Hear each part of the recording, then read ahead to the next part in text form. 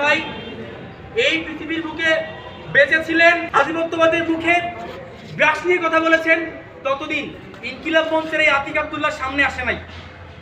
আজকে আতিক আব্দুল্লাহ সামনে আসছে ইনশাআল্লাহ একজন হাদি হয়ে। আমি আপনাদেরকে দৃপ্ত কণ্ঠে জানাতে চাই, ভারতীয় আধিপত্যবাদ বাংলাদেশে আওয়ামী লীগ, ছাত্রলীগ সহ যেই বাম সুশীলরা, যেই শাহবাগী সুশীলরা হাদির মৃত্যুর পেছনে এজেন্ডা নিয়ে আসছে, যারা কন্ট্রিবিউট করেছে, তাদের আশ্রয় এই বাংলাদেশে আমরা জুলাই যোদ্ধাগণ কোনোভাবে হতে দিতে পারি না। আমরা এই কথা অতি সচেতন চিত্তে মনে করি যে হাদি ভাইয়ের মৃত্যুর পেছনে, তাকে হত্যার পেছনে বর্তমান ইন্টারিম গভর্নমেন্টের সরাসরি হাত রয়েছে।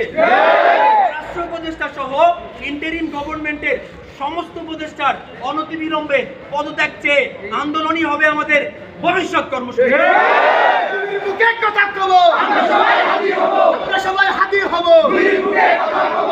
ভাইয়েরা আমার, ভুলে গেলে চলবে না, এই শরীফ ওসমান হাদি বরিশালের সন্তান।